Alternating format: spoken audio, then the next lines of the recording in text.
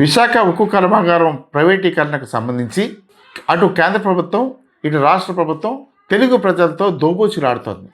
నిలువెల్లా మోసం చేసి ఏ విధంగానైనా సరే విశాఖ ఉక్కును ప్రైవేటీకరణ చేయాలని కేంద్ర రాష్ట్ర ప్రభుత్వాలు తహతలాడుతున్నాయి.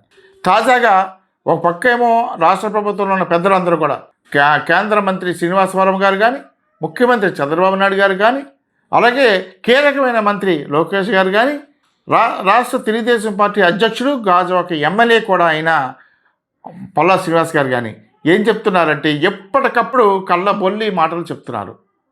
ఈ ప్రైవేటీకరణ కాదు కాదు కాదు అని చెప్తున్నారు. అందుకోసమే ఎప్పుడో ఇచ్చిన 14,000 కోట్ల రూపాయలు మేము ఇచ్చామని చెప్పి ఎప్పుడు పాత పాటే పాడుతున్నారు.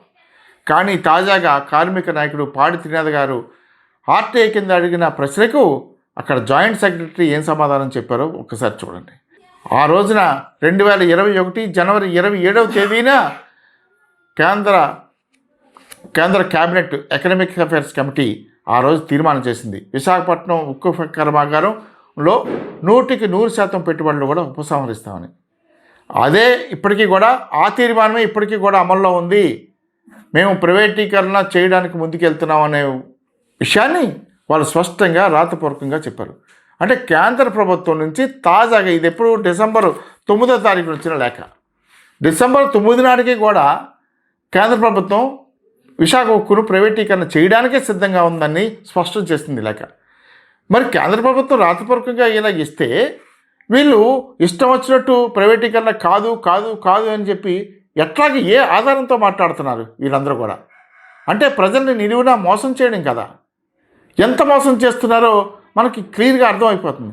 రేపు పొద్దున చేతులు కాలాక ఆకులు పట్టుకుని ఉపయోగం లేదు. ఈరోజు కూడా ఇప్పటికీ కూడా తెలుగుదేశం పార్టీ అధికారంలోకి వచ్చిన తర్వాత అసెంబ్లీలో ఇది ప్రైవేటీకరణ చేయడానికి వీల్లేదనే ఒక తీర్మానం కూడా చేయలేకపోయింది. అంటే కేంద్రం పట్ల ఎంత భయంగా వ్యవహరిస్తుందో మనకి అర్థమవుతుంది. అంటే రాష్ట్ర ప్రయోజనాలని అన్ని రకాలుగా కేంద్ర ప్రభుత్వానికి తాకట్టు పెట్టే విధంగా ఈ రాష్ట్ర ప్రభుత్వం పెద్దలు చేస్తున్నారంటే ఇదంతా తెలుగు ప్రజల్ని మోసం చేయడమే. దయచేసి మరోసారి విన్నపం చేస్తున్నాము, మా ఉత్తరాంధ్ర ప్రజల్ని, ముఖ్యంగా ఆంధ్ర ప్రజల్ని, తెలుగు ప్రజల్ని ఎవరిని మోసం చేయొద్దు.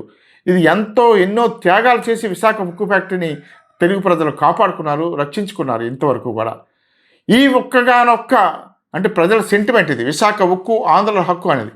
ఇటువంటి హక్కుని మీరు తీసేసే హక్కు మీకు లేదు. ఎందువల్లంటే మీ ప్రభుత్వంలో ఉన్న వాళ్ళు కానీ, కేంద్ర ప్రభుత్వంలో ఉన్న వాళ్ళు కానీ విశాఖ ఉక్కు ఫ్యాక్టరీ కోసం ఒక్కరోజు కూడా మీరు ఆ రోజు దీక్ష చేసిన వాళ్ళు, లేకపోతే దానికోసం కాపాడిన వాళ్ళు, దానికోసం పోరాటం చేసిన వాళ్ళు ఎవరు లేరు. మీకు అందువల్ల మీకు ఏం హక్కు ఉంది దాని మీద? విశాఖపట్నం స్టీల్ ప్లాంట్ మీద ఇంతమంది త్యాగాలు చేసిన ఫ్యాక్టరీని, విశాఖ ఉక్కును వదులుకోవడానికి తెలుగు ప్రజలు ఎవరు సిద్ధంగా లేరు. ఆ విషయాన్ని మీరు గమనించాలి. దానికి వ్యతిరేకంగా కనుక మీరు వెళ్ళినట్టయితే మీకు రాజకీయ సమాధి తప్ప వేరే లేదు. అది గ్రహిస్తారని మా విన్నపం.